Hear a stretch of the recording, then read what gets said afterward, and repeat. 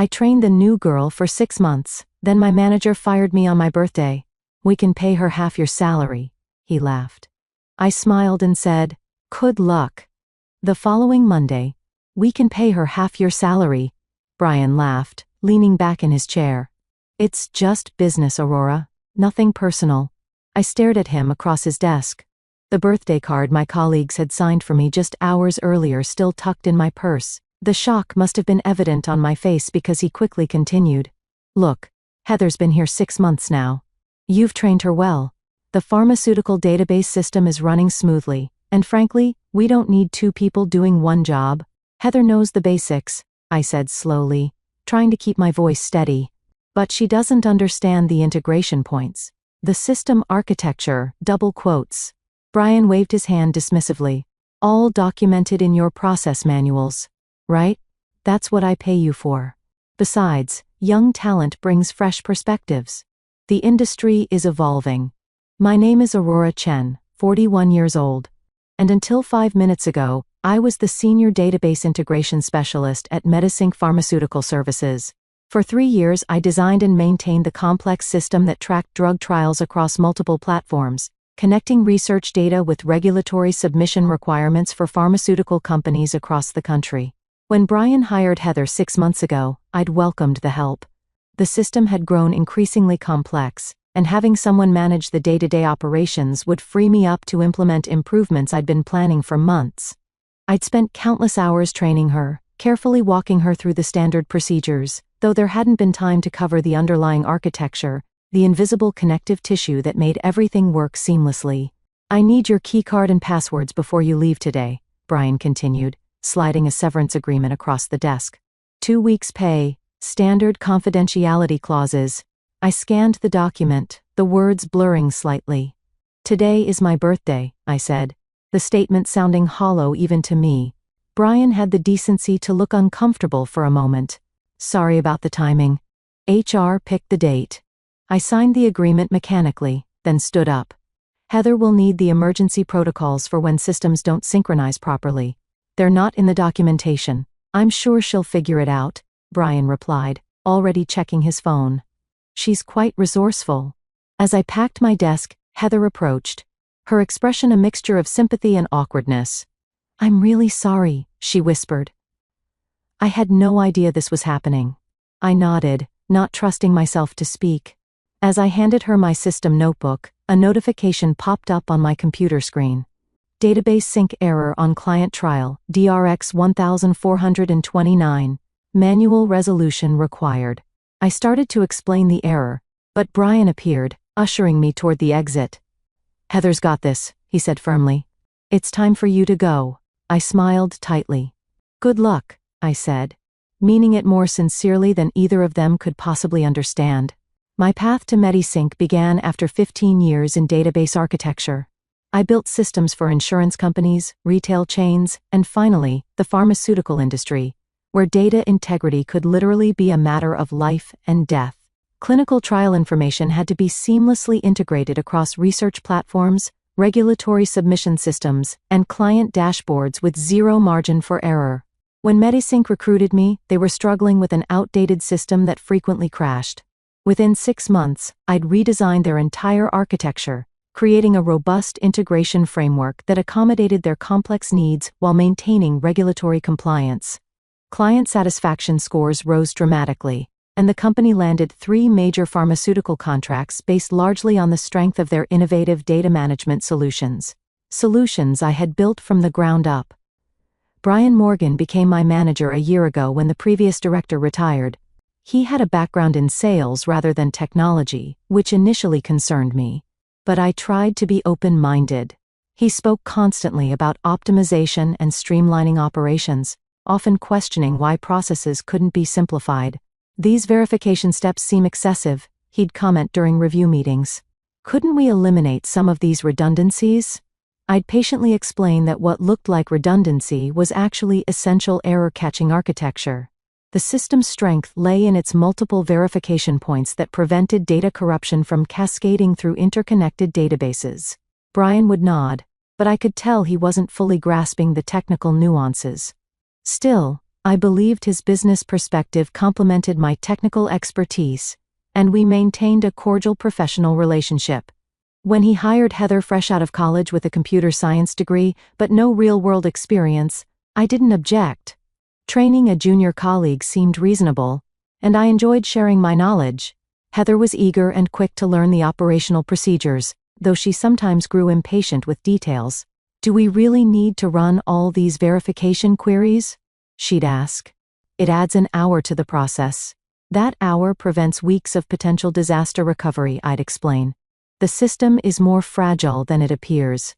In recent weeks, I'd noticed Brian and Heather in frequent private meetings. I assumed they were discussing her professional development. Perhaps planning to expand her responsibilities. I even prepared additional training materials, anticipating that she might take over some of my routine tasks. What I didn't anticipate was becoming completely expendable. In retrospect, the signs were there. Brian's increasing questions about whether my processes could be streamlined, his interest in detailed documentation, the gradual exclusion from strategic meetings. But I'd been too focused on improving the system and training my replacement to see what was happening. The morning after my unceremonious termination, I woke to a string of LinkedIn notifications. News of my departure had apparently spread quickly through professional circles. 3 former colleagues had sent messages expressing shock and asking if I was looking for new opportunities. I spent the day updating my resume and researching positions, trying to focus on the future rather than dwelling on the humiliation of being escorted from the building on my birthday. By evening, I'd lined up 2 promising interviews for later in the week. The pharmaceutical data integration field was specialized enough that experienced architects were always in demand. My phone rang just after dinner. It was Jacob, a developer from my former team at Medisync. "Aurora, I know you probably don't want to talk about work, but I'm stuck on something," he said, his voice tight with stress. "The DRX1429 trial database is showing inconsistencies after the routine Sunday update. I've tried everything in your documentation, but nothing's working." I remembered the error notification I'd seen just before leaving. "Did you run the verification sequence on the secondary tables?" I asked. "Yes, but the systems aren't reconciling. Heather said to just force an override, but that doesn't seem right." I winced. "Definitely don't do that. It could corrupt the entire trial dataset." "That's what I thought." Jacob sighed. "I told Brian we should call you, but he said we needed to handle it internally." After providing some guidance, careful not to violate the confidentiality agreement I'd signed, I hung up, feeling a curious mix of vindication and concern. The system I'd built was intricate with carefully designed fail-safes and interconnection points that weren't immediately obvious without understanding the underlying architecture. 2 more calls came in that evening from different team members, each describing escalating problems. Apparently, Heather had indeed attempted to force an override, which had triggered cascading errors across multiple client databases. The team was now in emergency mode, trying to prevent data corruption from spreading. I declined to answer the 4th call, which came from Brian's number just before midnight. The next morning, a Tuesday, I had an early interview with Pharma Direct, one of Medisync's competitors. The hiring manager, impressed with my portfolio, asked why I'd left my previous position. "Restructuring," I said simply. "They decided to streamline the database management team." He looked skeptical. "Interesting timing. We just heard Medisync is having major system issues. Something about corrupted trial data?" I kept my expression neutral. "I wouldn't know. I'm no longer with the company." By Wednesday, I had received official offers from both Pharma Direct and another competitor, each with significantly higher salaries than what I'd made at Medisync. A third company requested an interview, mentioning they'd heard excellent things about my architecture skills. Meanwhile, my phone continued to accumulate missed calls from Brian and other Medisync numbers. I didn't return them. The severance agreement didn't include any provision requiring me to provide assistance after termination, and professional ethics prevented me from discussing their system with competitors. But as the calls became more frequent, I wondered just how badly things were unraveling at my former workplace. By Thursday morning, my curiosity got the better of me. I accepted Brian's call on the first ring. "Aurora," he said, relief evident in his voice. "Thank God. We have a situation." "So I've heard," I replied neutrally. "Look, I'll be direct. The system is in complete meltdown. After that initial error on Monday, everything started falling apart. Client dashboards are showing incorrect data, trial records are mismatched, and the regulatory submission module is flagging compliance errors across the board. I closed my eyes, visualizing the cascade of failures, exactly what I designed the verification protocols to prevent. Brian, I signed a severance agreement. I'm no longer an employee. I understand that, he said quickly. We'd bring you back as a consultant. Name your rate. We just need you to fix this. The offer was tempting, not for the money, but for the satisfaction of being proven right. However, I knew better than to rush into anything. I'd need full system access and complete autonomy to implement solutions, I said. Absolutely. Brian agreed immediately. Whatever you need. I'll think about it and get back to you this afternoon. After hanging up, I called Jacob for an unofficial assessment of the situation. His description confirmed my suspicions. Heather had implemented emergency fixes that had only worsened the problems, not understanding how each system interconnected with the others. It's bad, Aurora, Jacob said quietly. Pharmadine is threatening to pull their contract. That's 30% of the company's revenue. And there's talk about potential legal action if trial data has been compromised. I spent the morning weighing my options. The professional part of me wanted to rescue the system I'd built. The human part of me felt a certain satisfaction in Brian's desperation. By noon, I'd made my decision and called him back. I'll help, I said. My consulting rate is $300 an hour with a minimum engagement of 40 hours, payable upfront. Brian didn't even hesitate. Done. When can you start? I'll be there in an hour. Walking back into Medisync felt surreal. Colleagues greeted me with obvious relief while Brian hovered anxiously nearby. Heather was noticeably absent. Where's Heather? I asked as Brian escorted me to a workstation. She called in sick today, he said, not meeting my eyes. The stress of the situation. I logged into the system with the admin credentials Brian provided and began my assessment. The damage was extensive, but followed a logical pattern. Exactly what happens when someone who doesn't understand the architecture tries to force solutions without addressing the underlying issues.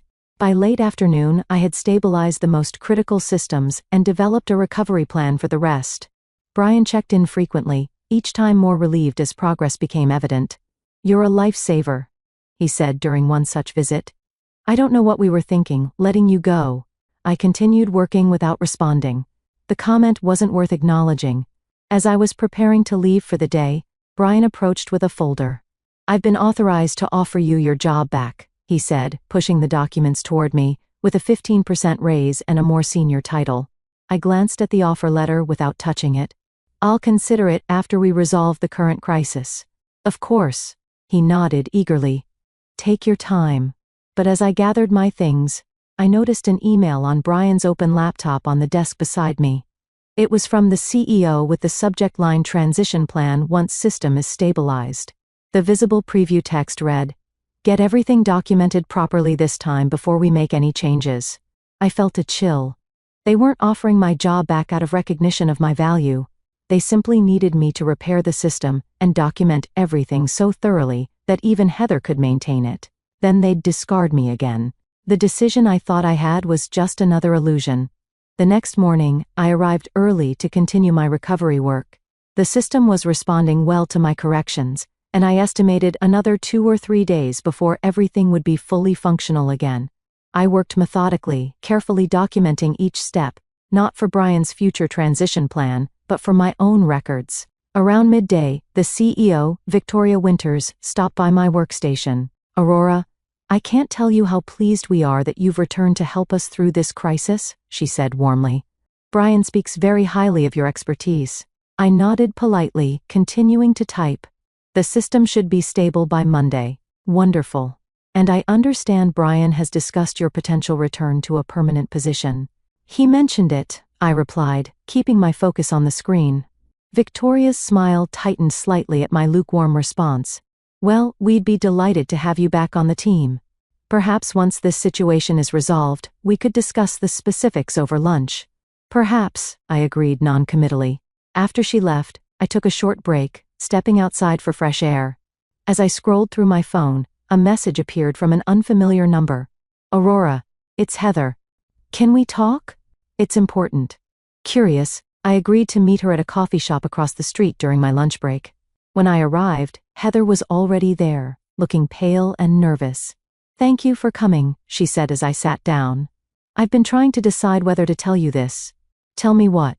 Heather glanced around before leaning forward. The system failure wasn't an accident, at least not entirely. I felt my body go still. "Explain." "Brian asked me to implement some optimizations to the system last week. Changes that would streamline the verification processes. He said you had approved the concept, but were too busy to implement it yourself." "I never approved any such changes," I said, my voice tight. "I realized that later," Heather admitted. "When things started going wrong on Monday, I told Brian we needed to call you immediately. He refused, saying it would validate your overcomplicated approach and that we could fix it ourselves."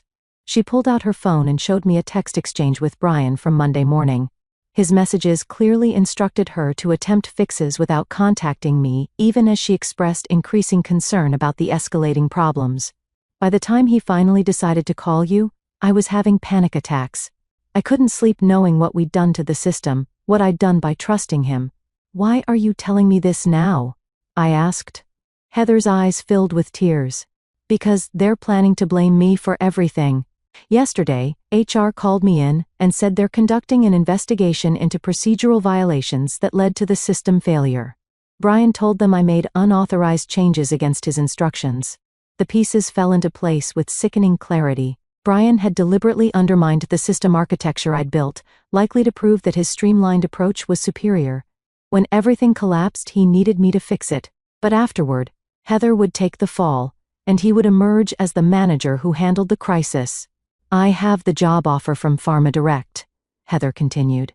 "I was going to accept it before all this happened.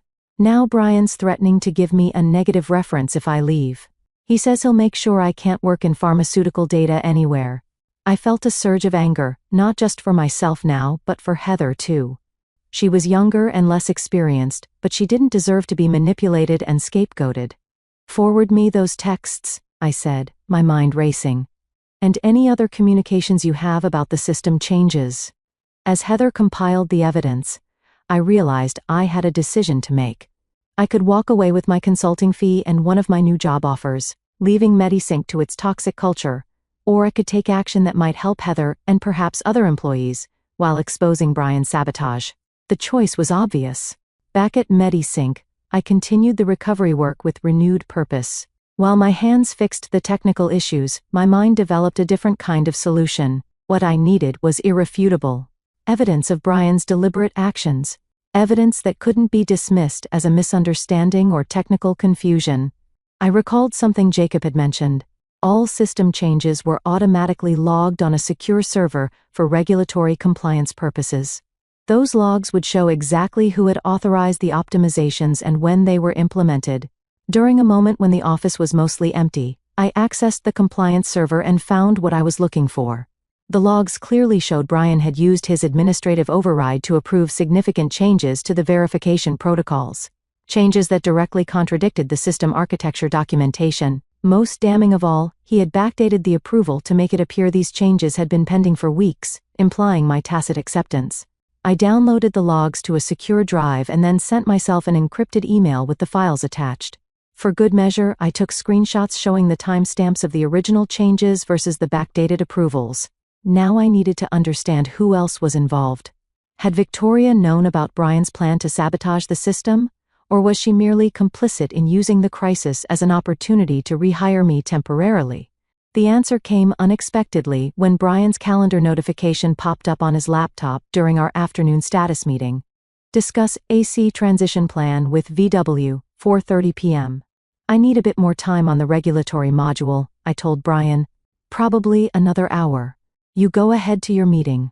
Once he left, I quickly finished my work on the system, then set up one final safety measure, a hidden diagnostic tool that would alert me to any unauthorized changes to the core architecture, sending notifications directly to my personal email. It wasn't technically part of my consulting agreement, but I justified it as professional due diligence. At 5:15 p.m., I packed up my things and prepared to leave for the weekend. The system was now 80% recovered with only minor issues remaining that I could resolve remotely. As I passed the conference room, I heard Brian's voice rising in frustration. But she's fixing everything. Can't we at least wait until Monday? Before Victoria's response was cool and clear. The decision is made. Once she submits the final documentation, we thank her for her consulting work and proceed with the transition to the simplified architecture. Because Aurora will have documented every aspect of the recovery process. Because Aurora will have documented every aspect of the recovery process. That's the whole point of bringing her back as a consultant. I'd heard enough. I slipped away before they could exit the conference room. A strange calm settling over me. I now had all the evidence I needed, and a weekend to decide exactly how to use it. Sunday evening, I received a text from Brian. System looking stable. Just need final documentation tomorrow to close out your consulting engagement. CEO wants to meet at 9 a.m. I responded simply, I'll be there. What Brian didn't know was that I'd spent the weekend consulting with both a labor attorney and a regulatory compliance expert at the FDA, who had expressed significant concern about the deliberate manipulation of pharmaceutical trial data systems. I had also accepted the position at Pharma Direct with a specific condition they had happily accommodated. Monday morning would bring answers to questions Brian and Victoria didn't even know to ask, and I would be ready. I arrived at MediSync at exactly 9 a.m., Monday, carrying a slim portfolio containing my consulting invoice and several other carefully prepared documents. Victoria's executive assistant showed me into the conference room where Victoria, Brian, and two people I didn't recognize, a woman in a severe suit and a nervous-looking man with a legal pad, were already seated. Aurora, thank you for coming. Victoria began with practiced warmth. This is Patricia from HR and Jonathan from legal. They're here to formalize the conclusion of your consulting engagement. I smiled pleasantly. How convenient. I've brought some documentation that requires legal review as well. Before anyone could respond, the conference room door opened again. Jacob entered, followed by Heather and two men in dark suits who definitely weren't MediSync employees. What is the meaning of this? Victoria demanded, half rising from her chair. I invited a few additional participants, I said calmly. Jacob and Heather have first-hand knowledge relevant to our discussion, and these gentlemen are from the FDA's Office of Regulatory Compliance. They're very interested in the events of the past week. The color drained from Brian's face. The FDA? This is an internal company matter. Actually, one of the agents interrupted. Deliberate tampering with systems that manage pharmaceutical trial data falls squarely within our jurisdiction. Ms. Chen contacted our office with evidence suggesting serious compliance violations. I opened my portfolio and distributed copies of a comprehensive report detailing the system architecture, the unauthorized changes, the attempted cover-up, and the impact on client data integrity. The final page contained my sworn statement and signature. This constitutes my final documentation as requested, I said, sliding the original across to Victoria. I've also accepted a position with Pharma Direct starting tomorrow. My first assignment is implementing a rescue plan for all MediSync clients who wish to transfer their data to a more stable platform. Victoria's composure finally cracked. You can't do this. Those clients are under contract. Contracts with specific performance guarantees regarding data integrity. I corrected her. Guarantees you've breached. My attorney has already reviewed the relevant clauses. The FDA agents began asking pointed questions about change management protocols and verification procedures. As the interrogation continued, I quietly excused myself, nodding to Jacob and Heather. My work here was finished. 6 months later, I sat in my new corner office at Pharma Direct, reviewing the quarterly performance report. The transition of former MediSync clients had gone remarkably smoothly, thanks in part to Jacob and Heather, who had both joined me at the new company. The industry newsletter on my desk contained a small item noting that MediSync had been acquired by a larger competitor after experiencing significant client attrition and regulatory challenges. Brian and Victoria had both pursued other opportunities following an FDA investigation into data integrity violations. My phone buzzed with a calendar reminder, a video meeting with our newest pharmaceutical client, formerly MediSync's largest account. Their research director had specifically requested that I oversee their data architecture personally, citing my exceptional reputation for system integrity. As I prepared for the call, Heather knocked on my doorframe. The team wanted me to remind you about the celebration dinner tonight, she said. 1 year since we all started here. I smiled, remembering the day I'd negotiated with PharmaDirect's CEO to bring both Jacob and Heather onto my team as part of my employment conditions. He'd been skeptical until I explained their potential value and their loyalty in providing evidence that helped expose Medisink's violations. I wouldn't miss it, I assured her. My new email notification chimed. The diagnostic system I'd created, alerting me that all client databases had completed their verification cycles successfully. The architecture I designed here was even more robust than my work at Medisink, incorporating lessons learned from that experience.